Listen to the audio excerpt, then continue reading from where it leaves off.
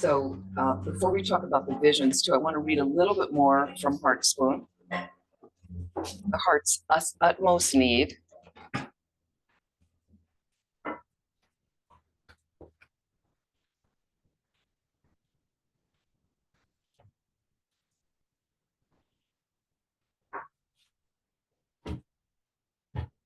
So we stopped, I read these yesterday, but though I'm tossed by waves of horrific hallucinations and overwhelmed by excruciating, unbearable torment, in this pitiful state when there's nothing I can do, where there's nothing I can do, the appearances of this life disappear.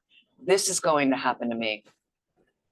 With unbearable compassion, my guru and spiritual companions remind me to generate a critical, virtuous thought, even when with loving minds they do so in my ear.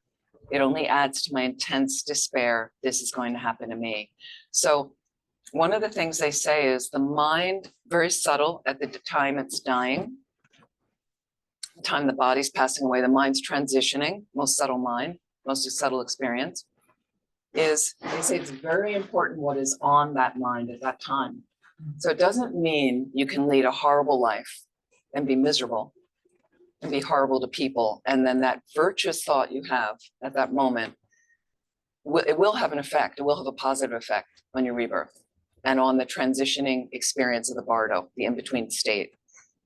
However, most people that lead miserable lives and are miserable to other people, it's hard for them to actualize a virtuous thought at that time. So it's really, look at your habits in your mind now.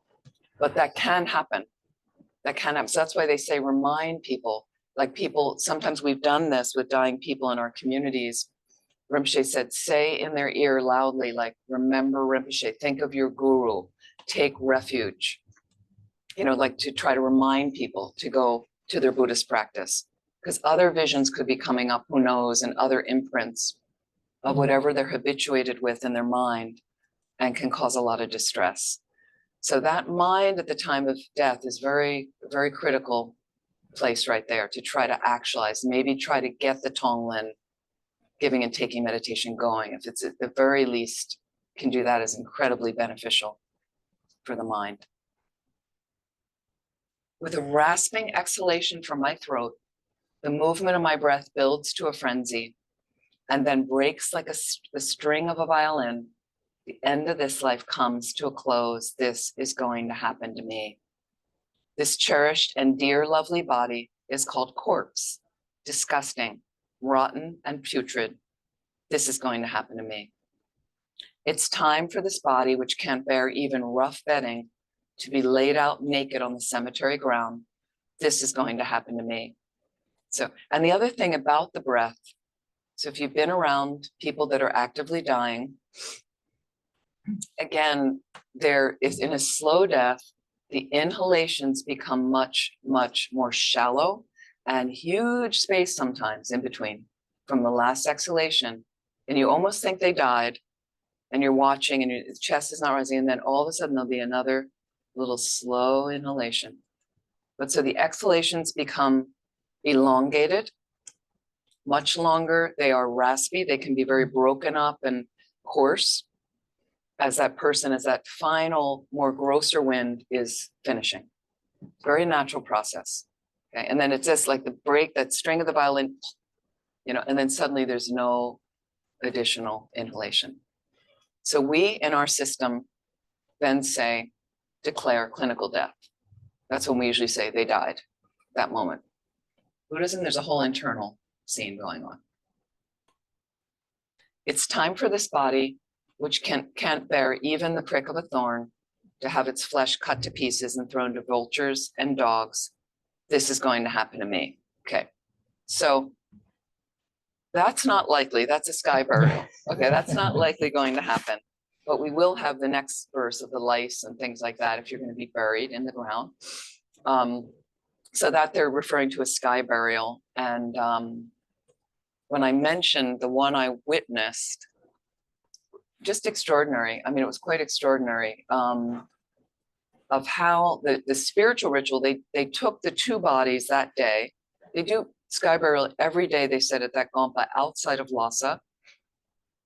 every day, different numbers of bodies, 6 bodies. We had 2 our day. I was glad it was only 2. It was a lot to watch, but it was an old woman and a guy about 40 years old. And then they first in the Gompa do a POA practice, which means extracting the consciousness. So they had the Lama of that Gompa did a ritual, basically a practice for them. And in a sense, he visualizes, try to extract their consciousness out of the crown chakra. So it's a good rebirth. Then they take the bodies, and the bodies are wrapped up. They're tied up like this with clothes on, and the knees are up. The ones I saw, they were like this. So even they put the bodies like that in the Gompa, then they brought them up the hill, and there was a stone base that they said was like a Haruka mandala. So Haruka is a tantric deity, and they said it was a kind of sacred site. And then there's a lama in his long leather apron with 2 attendant monks in their long leather aprons, and they were sharpening their kind of large carving knives to make it easier. And then they cut the clothes off and they lay the corpse. And then what they start doing is, and I know this sounds gruesome, but they start cutting off the fleshy parts of the body and distributing it around that stone base. The stone base is quite large. I mean, a couple sizes of this room, like that. They're distributing around. But what's happening is, just for clarification, like carving like a chicken, basically. yes, yeah, exactly, yeah. So it's it can be, for us, it's quite gruesome on one level. But what they first do, I notice, is some laymen assemble, some people. There's not a lot of people there, but I was amazed they let us watch. I was with the pilgrimage group with like 18 people. And so then the laymen have slingshots. So it's quite kind of old basis, like old fashioned, but they have slingshots, these things with the wood, and they have stones in them. The reason is, so first somebody lights, they have some sampa and they have incense, and they have big, beautiful incense burner made out of clay on the side of that area, ceremonial ground. And then what it does is when the smoke goes up, it's a very barren part of Nepal. Beautiful, beautiful landscape though, gorgeous area, but it wasn't like full of trees. And monastery is built on the side of a cliff. Drikung Kagyu Monastery, I believe, one of the ones there in that lineage. And sorry, in Tibet, outside of Lhasa.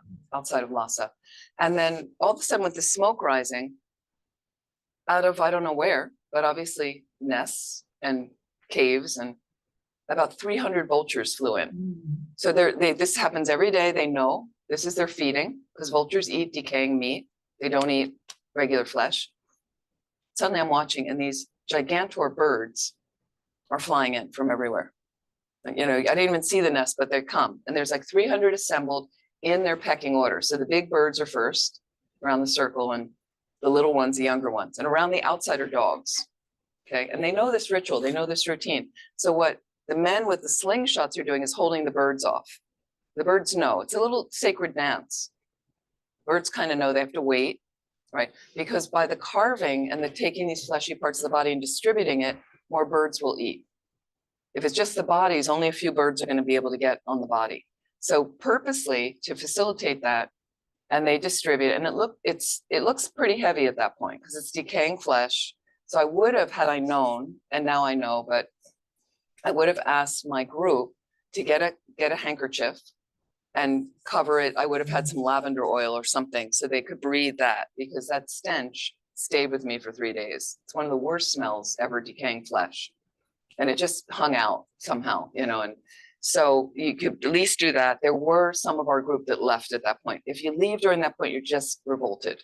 It's better to stay till the end, because then you really see, like, wow, this is really amazing. That the whole thing took about maximum 2 hours to dispose of bodies. Very efficient way to do it. Just 2 hours. And so then they cut and they put this around, right? And then finally the lead bird jumps. They didn't disturb the llama, and all the birds come in. So the llama and the attendants are completely surrounded by birds that are like hip high on you.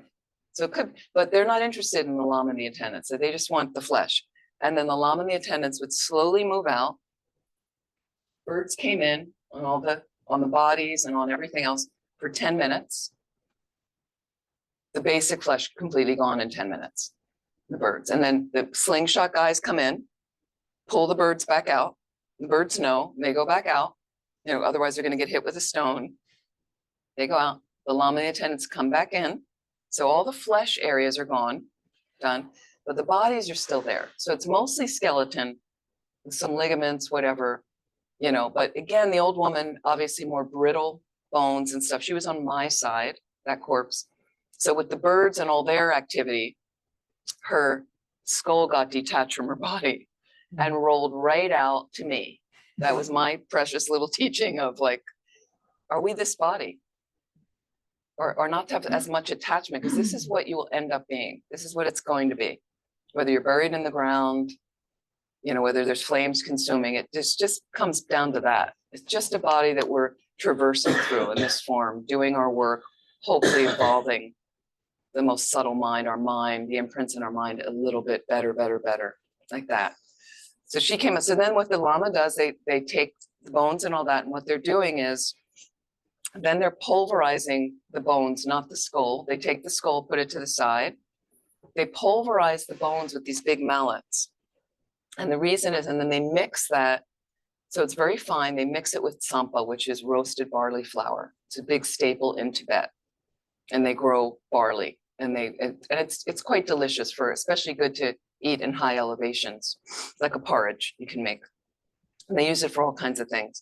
So they pulverize, they mix it with the tsampa. And the reason is it's easily more digestible for the birds.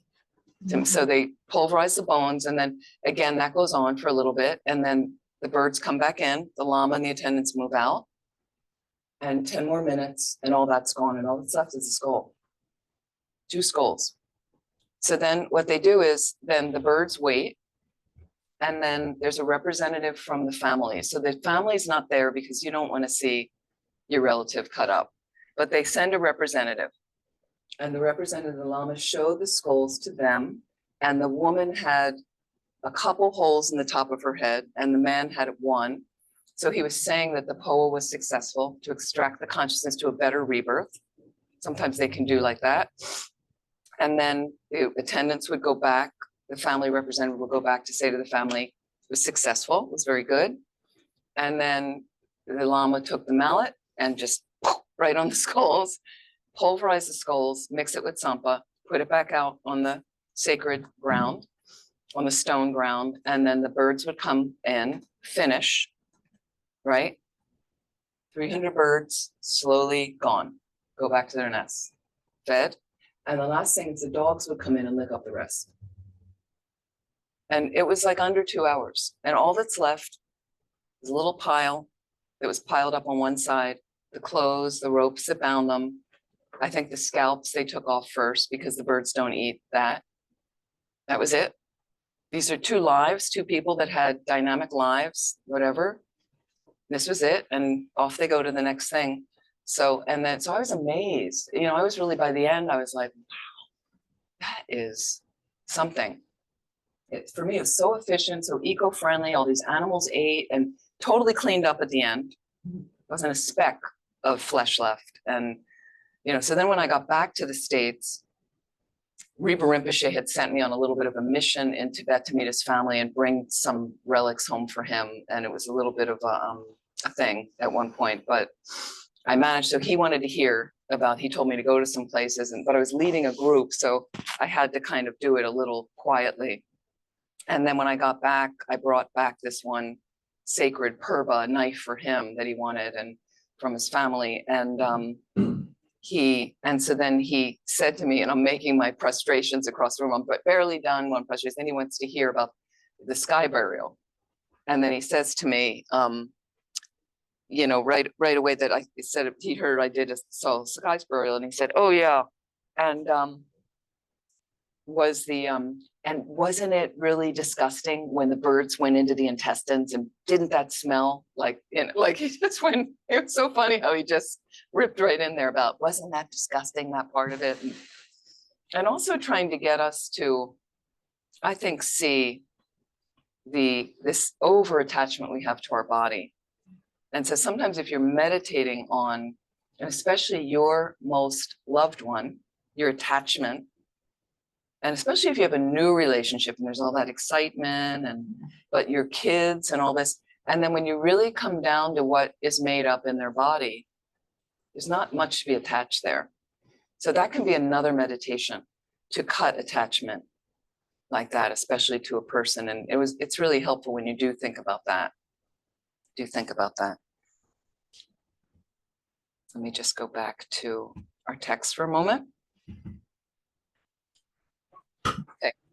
And then here we go on. It's time for this body, which can't bear even tiny fleas and lice. We don't like mosquito bites. We don't like any little insect crawling on us, to be devoured by vultures and dogs till there's nothing left. This is going to happen to you. Okay. But again, if you are buried, not even talking about sky burial, if you're buried, that's what happens to your corpse. That's what happens to the flesh. Worms come. We all know that. We don't like to think about that. But that's eventually what will really happen. So I know these images are unpleasant. You have to start thinking about to cut the attachment, and also to cut the attachment to worldly pleasures and worldly dharma all the time. It's time for this holy corpse, clothed in fine tantric dress, to be placed inside the cremation oven. So this is a different kind of disposal, again, cremation, that a lot of people choose. This is going to happen to you. So we say holy corpse. Okay, so we have this image of like, my incredible body is going to be destroyed. When it's a corpse, you've seen people's corpses. Skin is gray. There's no matter how well they took care of their skin and all the cosmetics they used, in the end, it's just a gray lump of flesh. That's what it looks like. When the consciousness leaves, if you're noticing that and you're a little bit trained, you notice when the consciousness is in the body, there's still a little bit of luster to the body. There's definitely an evidence, if you're looking for it, when the consciousness leaves the body, the color changes, the whole luster changes. It is just a rotting corpse at that point. I've noticed that with a few people that I've really, once I was trained of what to look for, signs that there is really a dynamic difference that you notice. So just think about that. This is where I am headed.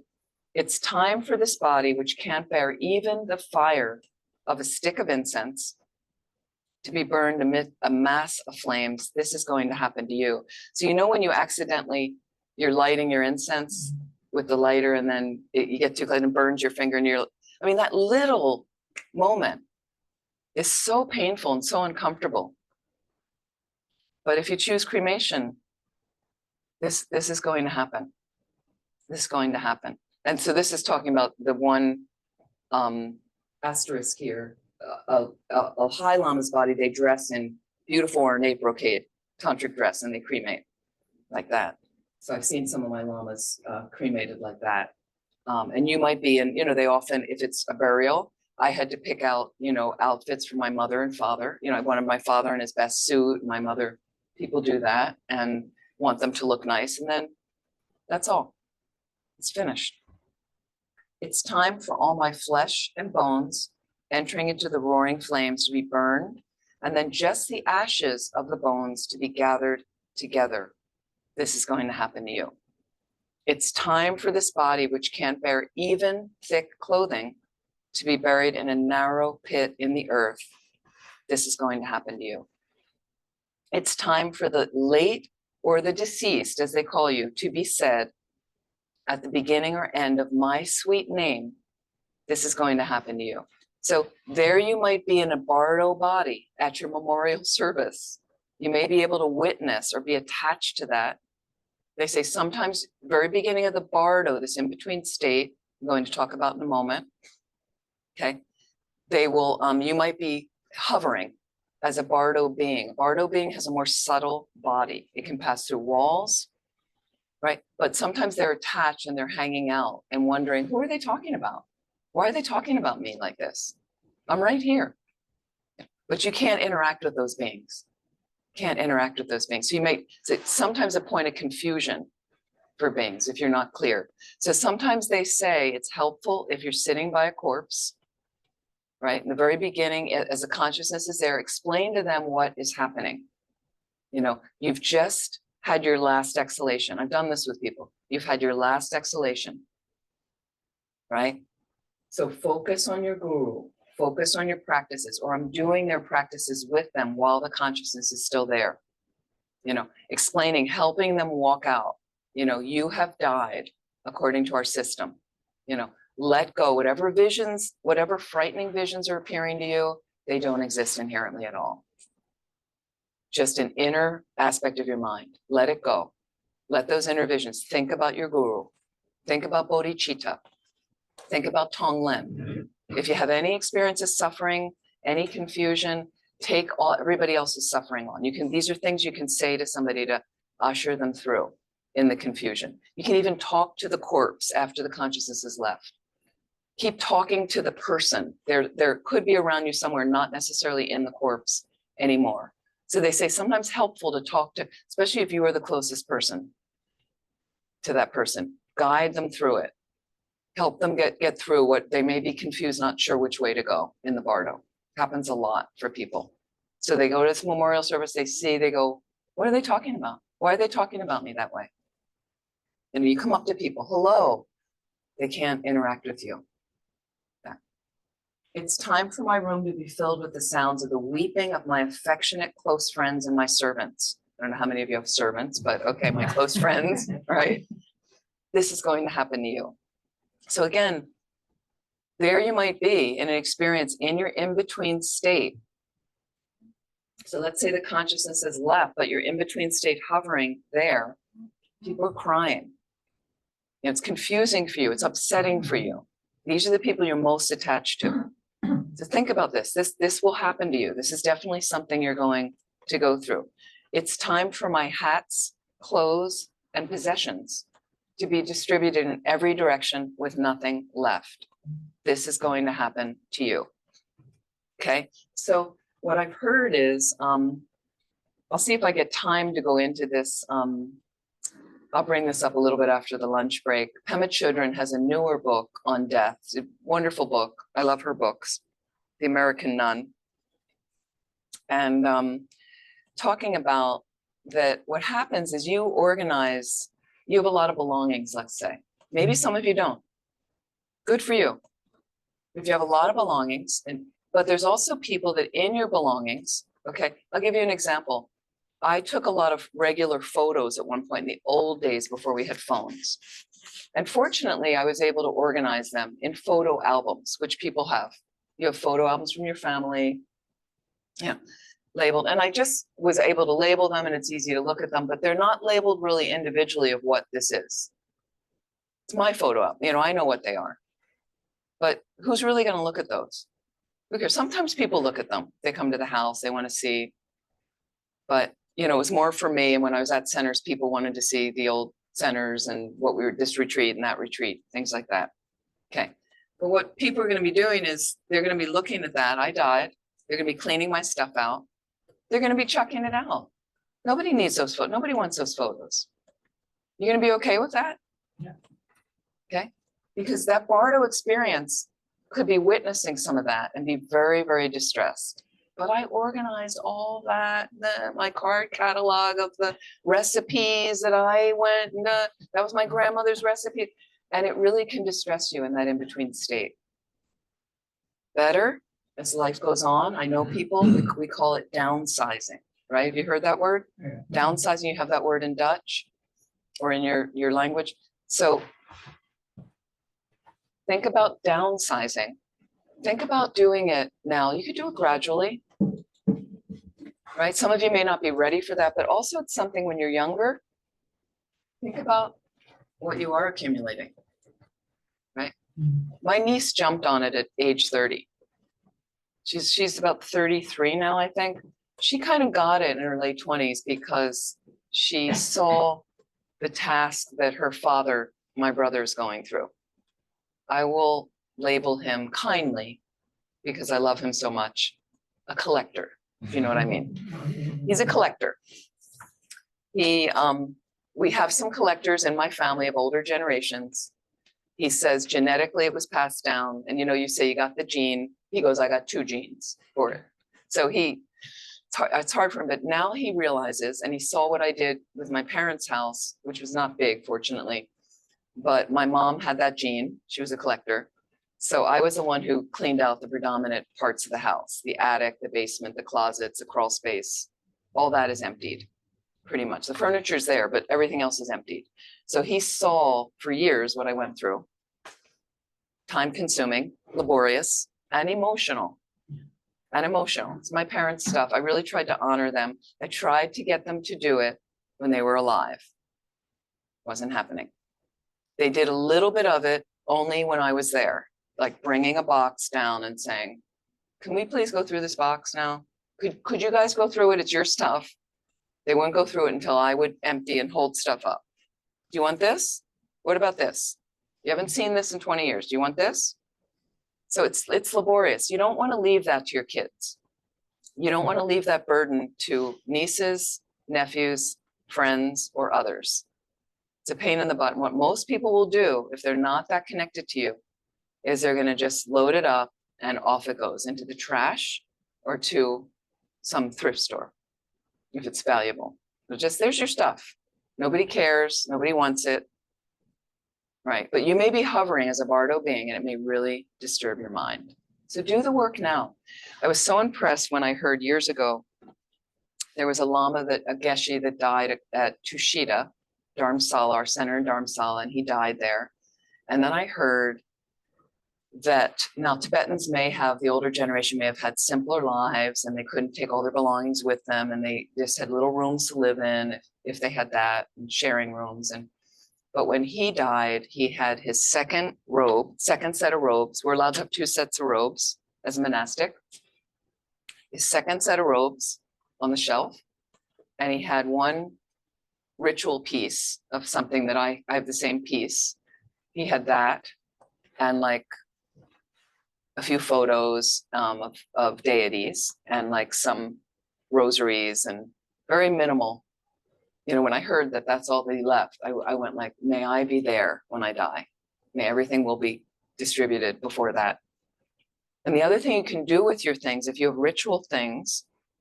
So I was involved with 2 or 3 nuns that died, cleaning out their spaces. 2 of them were collectors, and with a team of people, with other people helping, because it was overwhelming.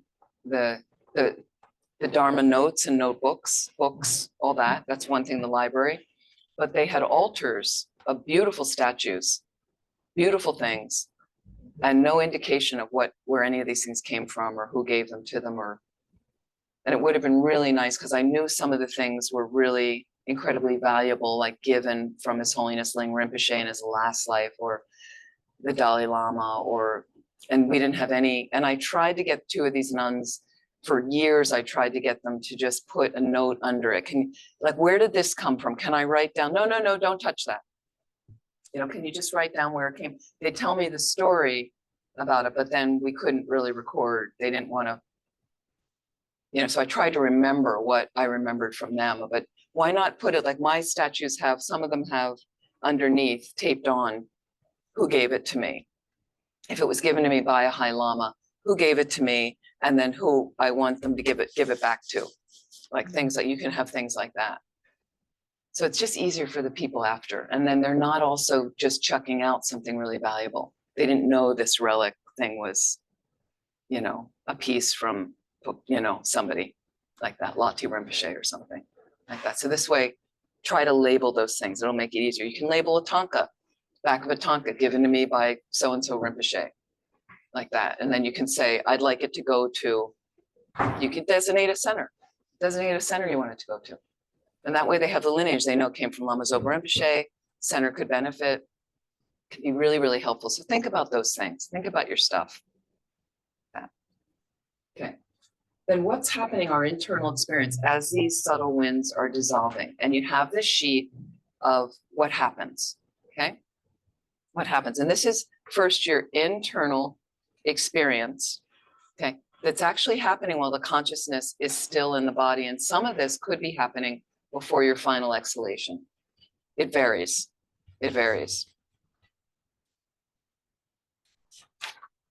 So the first thing, and I mentioned the body dependent on elements: earth, water, fire, wind, consciousness. Those are elements. when you see a stupa, when you see, do we have a little image of a stupa in the room? Or, yeah, yeah. So if you want to, and you can come up at the break, the stupas are built according to those elements. So you have usually with the stupa a square base, right? Great, yeah. Yeah, maybe if you can, thank you. If it's easy, we can. Perfect, yeah, perfect. Thank you so much. That's wonderful. Okay, so they have here the stupa of many gates right under here. Kyabji Lama Zopa Rinpoche. Okay, but we're just going to use this one. Yeah, this one. That's great. Thank you, Sylvie. And there are different styles of stupas, but that's great. And it's nice because this has under it dedicated to world peace, built at Pamaya, Italy. You know, so it says precious object, take care of. So this one you kind of know what it's about, what it's from. This is kind of a standard, but there are stupas. This is like the stupa at Milarepa Center. Stupa there. You have many gates, so it's got all the little windows in there that if you come up closer, you can see. Stupa of many gates. And so you have a square base, as you can see. So for the people online, there's a square basis here. That's the earth element. That represents the earth element. Square base part. Then here you've got this bowl. Bowl is the water element, represents the water element. Cone, fire element, like a flame. Okay, and at the very top, there is, this is going to be hard to see. Can I get this on my, wait, you know what I'm going to do? I don't know if this will be okay, just for a moment. It's going to be hard to see here. Okay. Okay, square base. This is the water. This is the fire, the cone. And at the top, which is hard to see, there's a little half moon inside of which is a little drop. And then technically the top here, which you can't see exactly, it's a squiggle. 3 curved line. Thank you, I'll just put it right there. 3 curves, okay. So again, the half moon technically can be your air element, the wind, okay? So what happens is, as the beginning that first happens in your body is the earth element dissolves. They dissolve in that order. The earth element dissolves. The aggregate, and this goes along with the body's based on the aggregate of form. And then you have 4 mental aggregates that also dissolve with each phase. As your mind dissolves into its most subtle experience, the most subtle mind. Some things that are associated with the earth element dissolving. Oh, wait, I'll turn this off if it's too distracting. Is you will feel like you're being buried under earth. You cannot move anymore when the earth element dissolves. It can be frightening to you, but if you know that the earth element's dissolving, relax. It's a natural process. You've been through it before. Let go. Think about your teacher. Think about your guru. Think of the Buddha. Think of His Holiness the Dalai Lama. Think about Tonglen. Think about beings that are buried under rubble in an earthquake. Take on that suffering. Offer them happiness and just let go. Just let go. Your limbs will feel loose. The limbs start shrinking. All this earth element, not supporting anymore. Body becomes weak and powerless. So again, this could be happening before you take that last inhalation, or it could happen after that process has started. And then through, there's different wisdoms that are associated with this. The mirror-like wisdom will manifest, will start dissolving as well. The eye sense more cloudy, or you're not really recognizing people, or you can't see anymore. Colors and shapes don't appear, but there's an internal image that appears to your consciousness. Mirror-like wisdom. Sorry, a mirage-like image appears to your consciousness. Mirage-like image. So when you look out over a hot asphalt road and it's shimmery, and sometimes it looks like water, that's your experience, but that's your entire mind. It's not separate from your mind. That is your experience. If you're able in tantric practice to bring the winds into the central channel in the appropriate way, that will manifest automatically. First vision. mirage-like image. So when you do these meditations every day on your own, you can just lightly do these meditations, and they come in tantric practice. So I do them several times a day. Why? To familiarize my mind with what's coming. So I can recognize some of the visions. Why? To recognize the clear light. What you want to do is try to hold the visions with single point of concentration for a little bit. So mirage-like image, there's water all around me. Holding your mind or on that shimmery image of the water. That's your whole mind. That's your, not separate from your mind. It's your whole experience. Then the water element dissolves. Earth dissolves into water. The water element dissolves. All the fluids in your body dry up. It's natural. That happens with the dying body. All the fluids dry up. Aggregate of feeling absorbs. That basically helps you relate to the world through pleasure, pain, or a neutral feeling. Okay. Your body won't experience that anymore. Okay. And the inner vision that appears to your consciousness is a smoke-filled room. Blue-gray smoke is your whole experience. Try to hold your consciousness on that as long as you can.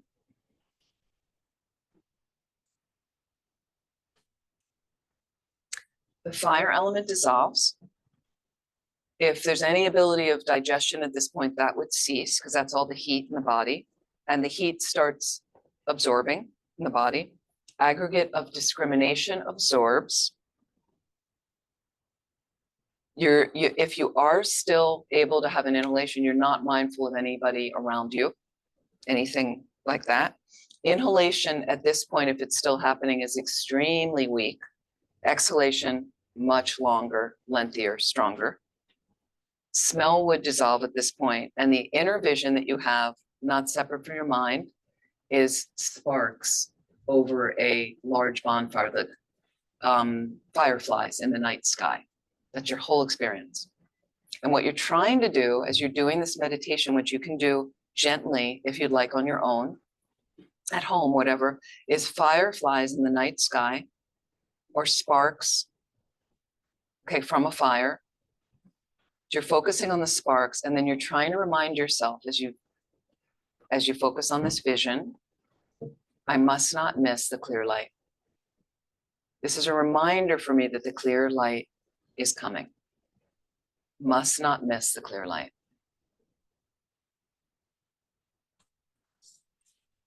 The fire dissolves into wind element, and the wind element dissolves. Aggregate of compositional factors dissolve. So the 10 winds at this point, you've got winds coming from the top, upward voiding moves, they're dissolving down. Winds from the lower end are dissolving up. They're starting to move to the heart center, okay? And this is where inhalation, exhalation, basic respiration will cease. The gross respiration ceases at this point. Okay? This is where we would, in our system, declare the person dead. Whole inner experience still happening. At this point, you'd have an appearance internally, not separate from the mind, of a candle, the flicker around a candle, the glow of a candle that's about to go out. Sometimes people see it as a little bit more reddish blue glow in particular. Focus all your attention on that. This is your mind. It's not separate from your mind. And I know that the clear light is coming. I will not miss the clear light. That's the gross consciousness dissolving. Gross winds dissolving. Now you come to something more subtle, something more subtle. 80 conceptions dissolve of the gross consciousness. So the winds in the right and left channels above the heart, the winds in those right side channels, okay, enter the central channel, okay, here at the top of the head. So they start coming down to the heart center. So everything's coming down from those side channels in this fifth cycle. And what appears to your consciousness is something called a white appearance, as these white drops start dissolving. Okay, because of the white drops in your subtle system, it affects the mind. And what appears to your mind is a white, they'd say vacuity. I see it sometimes as I mean, I would imagine as it's been described to me as like a full moon over a barren field, over an open field, white, milky, that it's not the clear light, it's a white, milky experience. They call it the white appearance because of these white drops. Okay, so you keep your mind focused. That's your inner vision, not separate from your mind. It is your mind. Can I ask something? Yeah, let me just finish the visions, and then we'll get to some questions. The next thing, the mind of white appearance dissolves, okay? And the winds in the right and left channels below the heart enter the central channel at the base of the spine. So that lower opening, they start to rise up. Red drops coming up create a red increase. That's your inner experience. They call it a red increase. Lama Zopa Rinpoche once described this to me as we were watching this brilliant sunset in Bodh Gaya out the window. And he said, it's like this. And so it was like a magenta orange flaming sky. That's your experience. Red increase. Keep your mind focused on that. Then it dissolves into a black faint. It's called the black near attainment. And what that means is you're nearly at the clear light, nearly attaining the clear light. But it's like a dead faint. It's like a dead faint. Okay. And the upper and lower winds start everything from the top down, start to gather into the heart. Okay.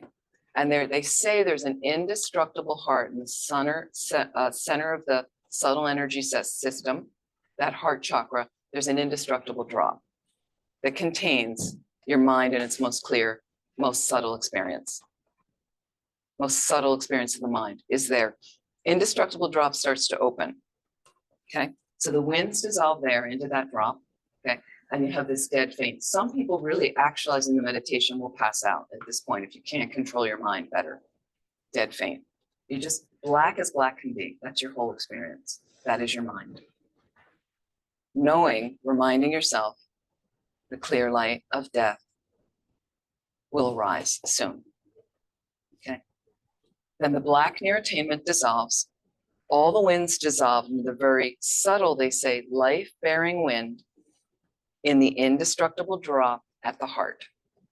Okay. So everything, and this is the last place the heat comes. That's why you don't want to distract the body and touch the foot, hold the hand, rub the stomach, right? You can stimulate the crown. They say that's probably the best thing if you want to touch the body. Otherwise, just don't touch the body, but all the heat will end up here. Because this is where in the Tibetan system, the subtle mind resides. Even though it's not physical, this is the last experience of it. The indestructible drop will open, consciousness leaves the body. So often not something that we notice, but that's when the fluid will come out of some orifice of the body, if you're noticing. Clear light of death dawns, okay? What is that like? I have no idea, okay? One thing I've heard Bob Thurman describe it as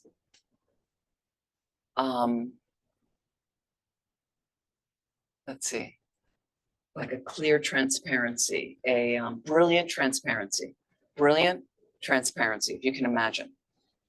He sometimes put these words together in unique ways, creative ways. Brilliant transparency is your mind in its most subtle experience. It's the most subtle mind. What we want to do, the reason we want to recognize this brilliant transparency, if you're trained to keep your mind focused there, it's not separate from you, it is your mind, right?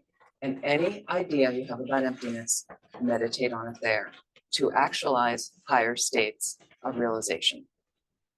It certainly will help you in the death transition. And the reason is less encumbrance, less attachment to the body and the life. It's all empty. It doesn't exist at all the way it appears to you. All the thoughts, the mundane thoughts that may be running through, attachment to this one and that thing and this one, I has to be this, and I'm confused, and these visions are, all of it is empty. So any emptiness focused on that brilliant, transparent, that most subtle aspect of the mind, you hold that as long as you can. So the more you can meditate on emptiness in this life, the better that's going to be for the death experience.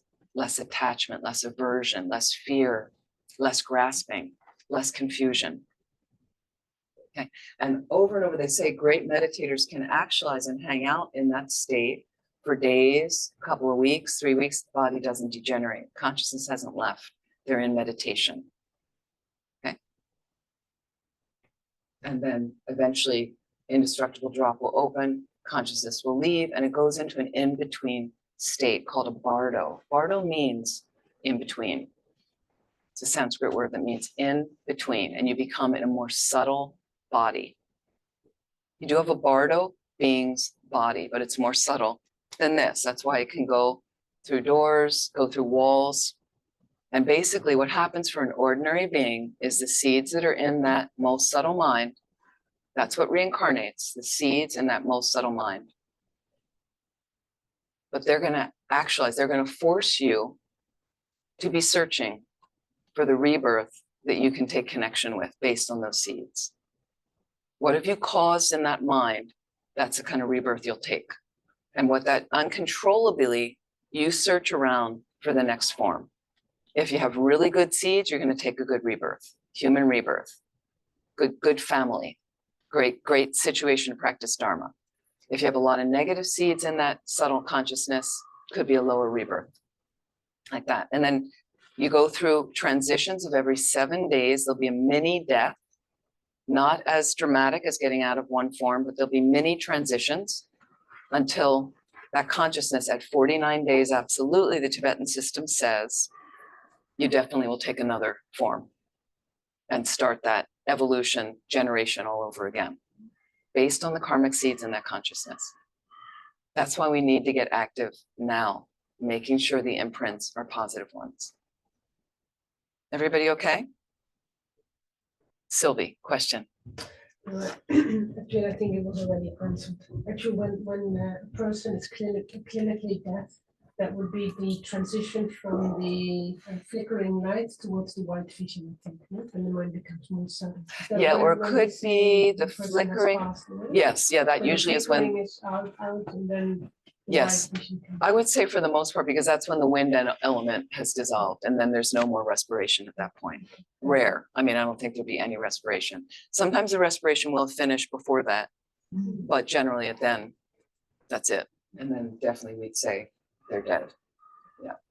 And you notice there's no more respiration. I'm pretty sure that's when it happens. But again, there's little subtle differences with people's deaths that I've noticed, but generally. Yeah, John. Yeah, take Lama Jeppy. When he passed, I remember following it when he brought him down.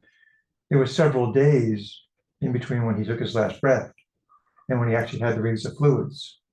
And who was this again? Lama Yeshe. Lama Yeshe, okay. Yeah. Not Lama Yeshe, Lama Zopa, I'm sorry. Lama Zopa Rinpoche, yeah. I'm about most recently. When is it seen that the wind left?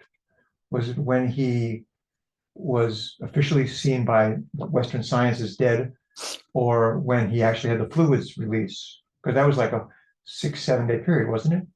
Well, it was something, my understanding, and I might have this wrong, but Rinpoche stopped breathing from what I'd heard of the story from Venerable Roger and another nun that was actually not in the helicopter, but at Kopan when they brought the body to try to resuscitate. When they brought Rinpoche. He stopped breathing in the helicopter at one point or on the ride from the airport to Kopan, right? Something like that. Is that like that? So Roger noticed he stopped breathing. And then there was this rush to Kopan. They brought a medical van. They brought medical people in. And my understanding from what my friend Kadro was there, and it was that area near the elevator, if you know, and they were working on Rinpoche there. So this is next to the main Gompa at Kopan, if you've been there, working on him for quite a while, trying to resuscitate. And it's not for Kadro, it just was very disturbing, obviously, to see the guru in this prone position and knowing what they're trying to do. And resuscitation is a very unpleasant, if you watch what they do with people, it's a pretty rough experience. But anyway, they were trying to bring, Rinpoche back. And so he probably wasn't breathing at that time, I take it, because they would have noticed. So that occurred, and I don't know how long, it went on for half an hour or something, and then I think they realized it wasn't happening. So then my understanding was they took Rinpoche in the elevator, the holy body, up to his room and positioned him on the bed that we could see. Then they showed us. What was a little confusing for some of us, and Anila even said this, Rinpoche's sister was, so Rinpoche, you can still see pictures of Rinpoche's on the bed, like this. But many of us had seen Rinpoche like that in life. Like sometimes he would show the aspect of dozing, or in meditation. And they got the body in a very nice position with nice robes, and it looked.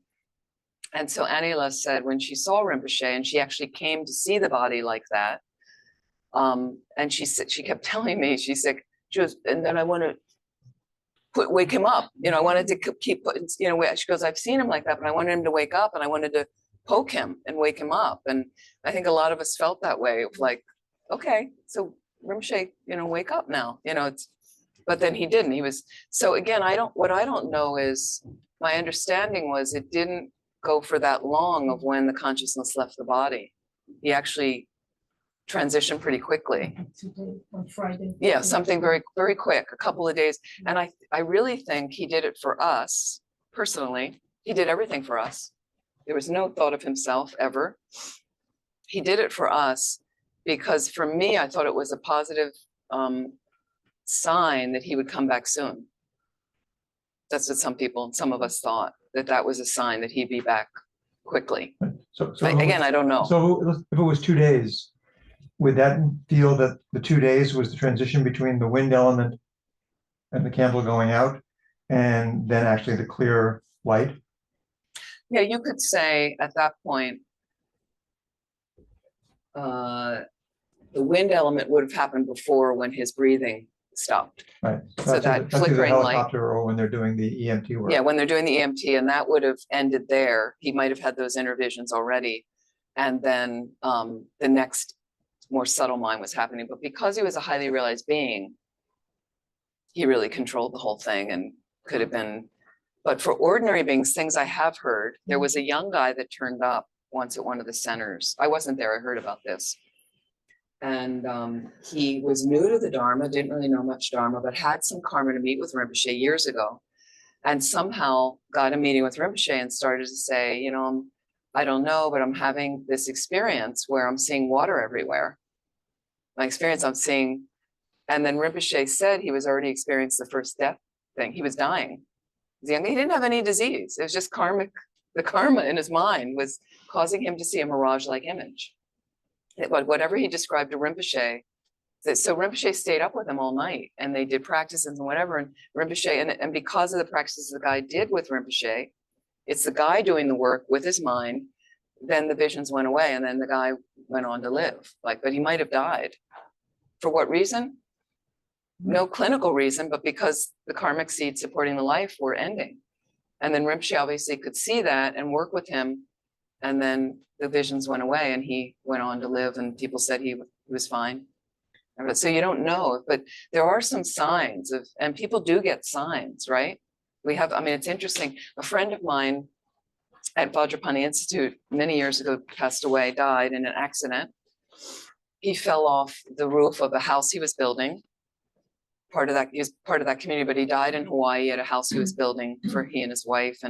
And the way he died, it was kind of it was very tragic and horrible. And the way he hit something on the ground that punctured something in his, like one of the veins here, something like that, aorta and something. But like a few weeks before, and he had a poem written, he was watching at the cabin he was living in the woods, and a bird came and ran into one of the windows and broke its neck. And he wrote a poem about watching, so it was like a similar way that he died.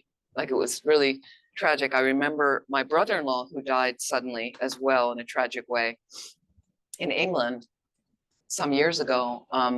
My sister showed me after he died, and I came to the house, and then she showed me, and she said he died, was it on a Monday? But they had friends come and visit them over the weekend. And they went to the London Eye, if you're familiar with the big Ferris wheel in London. They had gone there as two families with kids. they have that photo they take of you.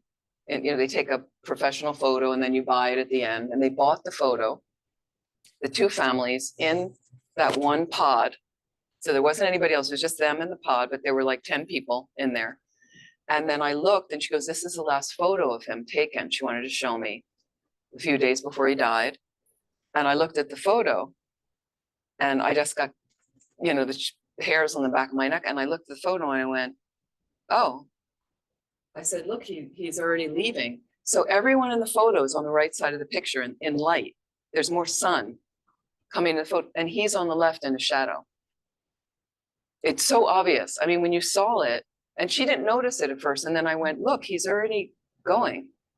And she looked at it and she went, oh my God. Like, so sometimes there's signs like that you'll actually see if you're, I've heard of many other stories like that where people, some way it actualizes. So not to freak you out, but there are things that you're transitioning on, that you're leaving. I don't know if that's helpful.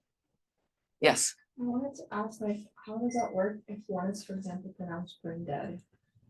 Mm. That's the question. If someone's pronounced brain dead, how does it work? And what happens, I also wonder, with dementia patients, Alzheimer's disease. Well, I'm always fascinated, where do they go? They're still alive. The body's alive, okay? So what happens? I don't really know. And we've asked Lana sometimes. I haven't really gotten a satisfactory answer, or an answer that really, so obviously there's some karma created that we would say on one level, the brain isn't functioning. There's probably an internal experience, you know, and sometimes they keep those people alive for years. They're hooked up to machinery. And my mother was an example, 7 months in a coma. And we just watched her body slowly deteriorate over 7 months. Hooked up to a bunch of machines because there was a chance, the medical system said there's a chance she would recover. So we were working with their information, but watching this body. So she must have had some karmic seeds that just, there could have been some internal experience, but I don't know what it was. I don't know what gets you into being trapped. I mean, there's also this horrible situation called, which my mother may have had, I don't know, called locked-in syndrome. Have you heard about that locked-in syndrome? It's often if somebody has a tremendous stroke, okay? So it takes something out in the brain, the body's not functioning anymore, not able to move at all, okay? But the brain is there, still happening. She had some responses occasionally to something extreme. So there's a story, there's a book written by someone that had locked-in syndrome, if you can believe it. It's called The Diving Bell and the Butterfly, or anyway, it's a thin book. I would recommend that you read it, The Diving Bell and the Butterfly. I forget if I put it on my reading list, death reading list, I should add it in. He was the publisher of, I don't know, Elle magazine, like a big publisher of a major fashion industry magazine or something like that. He had a major stroke. He apparently was aware of having a stroke because it's in the book that he wrote with locked-in syndrome. He had this tremendous pain at the base of his thing when he was the stroke was manifesting, came out of it with the only thing he could move in his body. Are you ready for this? He could blink one eye. And based on that, they found out that he was still mentally functioning. And he lived for like 2 or 3 years like that in a rehab center, being taken care of. But as a result of it, when they found out that he could communicate through blinking one eye, it's the only thing he could move, he wrote a book, Blinking One Eye. Can you imagine? So he had people come, and the stories about that, he had people come and they would take notes. And what he did is 1 blink was A, 2 was B, 3 was C. Oh, that chapters. Oh. Can you imagine? Can you imagine? Okay, read the book. There's a film as well. There's a film, right? Thank you. So you read the book, and what happened is some of it is a little bit humorous because he says that some people came in to do the dictation, right? If you write the word in English and it fits in THA and it's looking like the word that, you know, you could just say that, and then he'd blink, he had a signal, yes. That was that. But some people wouldn't do that and needed him to blink through T to T to put the T on. And he was just like, you know, when he got that person there, it was like really hard to get through the, but he also talked about all the experience. He felt people moving him. They would shift him, you know, with coma patients, they need to turn you and move you. You get lesions, you get bed sores, they call them. Bed sores are very serious. They can take you way down and kill you, you know. So there all this, and he just talked about how painful it was, and they'd get his body in the wrong position, but they didn't know because he couldn't communicate, and he'd be stuck in the wheelchair sideways, and he lived for about 2 or 3 years and probably died from a bed sore or something like that. You know, it's almost inevitable. So it's really fascinating of what, so as far as what happens, I don't know what the internal experience, but some karma got you stuck in a body like that, you know, amazing. Brain, and they call you brain dead. And so sometimes people decide if there's very little brain activity. This was a situation we were coming to with my mother's. The brain activity was slowing down more and more every month, to the point where they were starting, the medical people were starting to say, maybe you can think about unplugging everything. And we were coming to that. We were at the point when she just decided on her own. And some of it was like, I actually sat with her. I talked to her, we talked to her all the time, and we were encouraged to move her limbs, and it was so exhausting. The whole thing was just so tragic.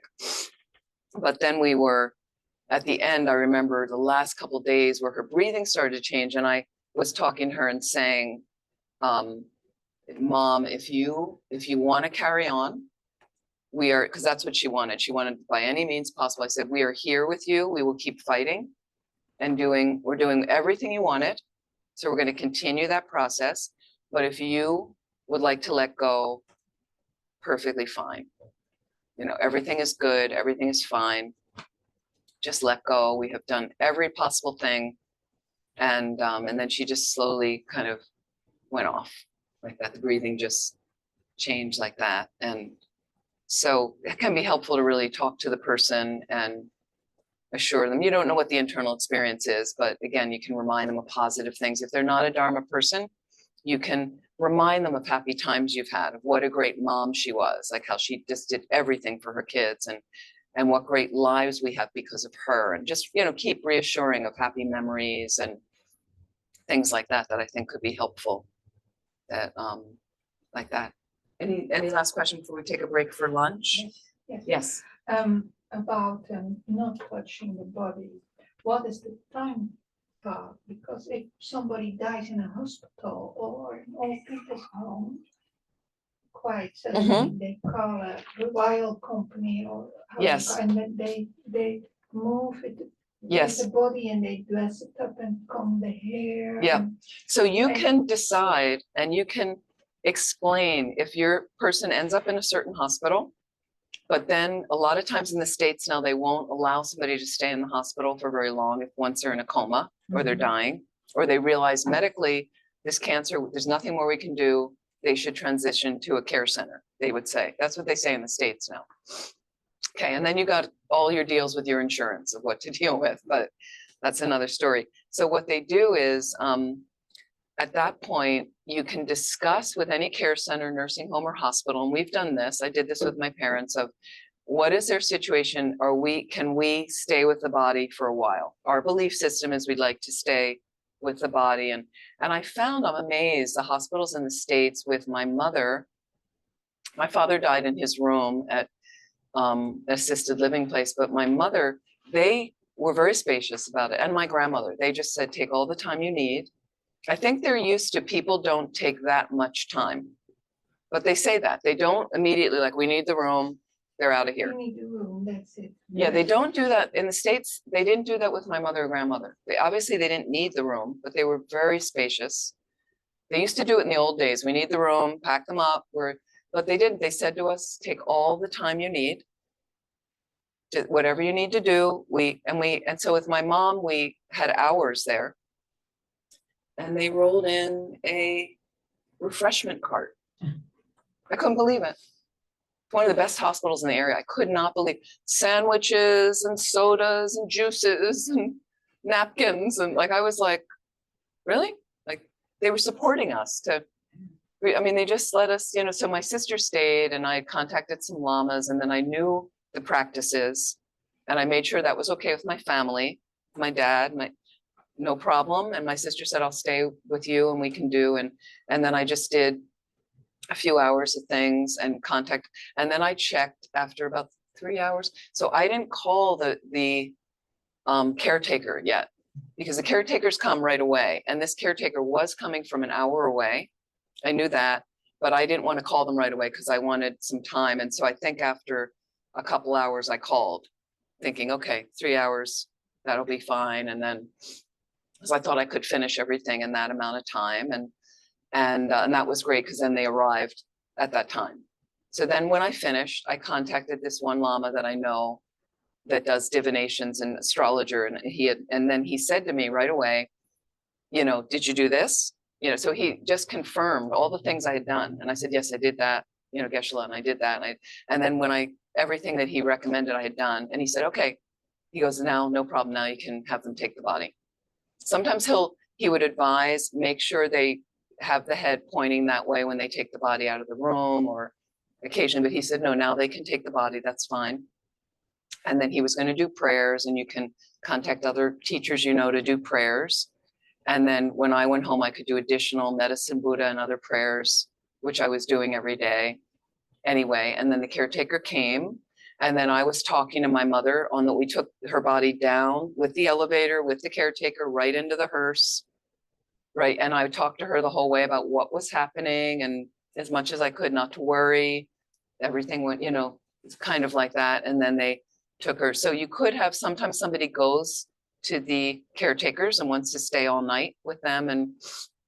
And you could do something like that and do practices all night. The Tibetans would leave the body in the same place. If they have that arrangement, if you're home, if the person dies at home, if the person dies in a hospice, you can make those arrangements and you keep them there for 3 days or until you see signs. We've done this at hospices in California where we left the body until there's signs that the consciousness left. And we did practices the whole time with shifts of people, 24 hours a day until Lama Zopa Rinpoche one time said, yes, consciousness left, you can have the caretakers come and take the body, or the crematorium would come to take the body like that. That signs, how can you know as a layperson? So as a How- when is layperson, you can try to look for signs. There is a sense the consciousness is left, again, a body will change color, face will turn gray, the luster leaves. You could look, maybe a fluid will come out of the nose or the eyes or something like that. You could look for signs like that. And if not, at least if you have the option to leave the body 3 days, leave it 3 days, then the consciousness will have gone, most probably. Do the best you can like that. So if they need to move it more quickly, that happened at Cedar Sinai Hospital where Lama Yeshe died. They needed room, but Lama Zopa had about 12 hours or whatever it was, and then he could finish the practices. You can also do practices after they take the body. It's okay with that. Can you see it when the consciousness leaves the body? Again, you might get a sign of a fluid. No. I mean, You won't see the consciousness other than the fluid coming out or the Okay. luster, the color of the corpse changing color.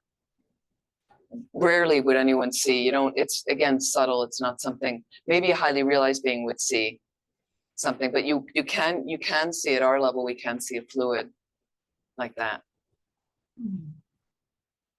So let's stop there. So let's at lunch, you could discuss these things. You can think about these things, think about the visions. Let's take a break for lunch. We will come back at 2:15.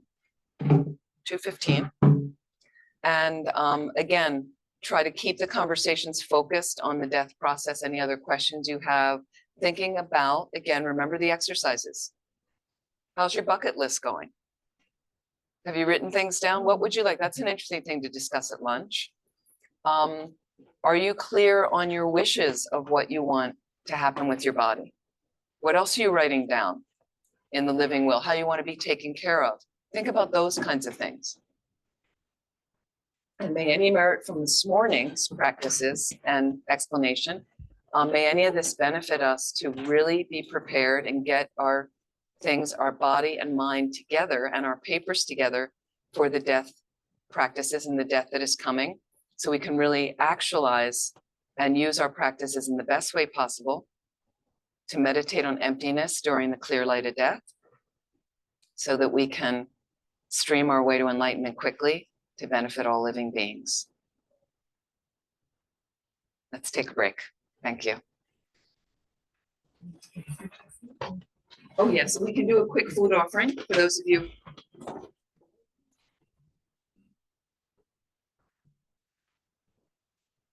If I can find my, here we go.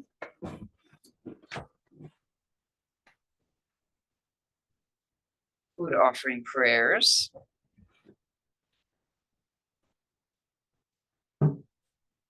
Let's see if I can find these.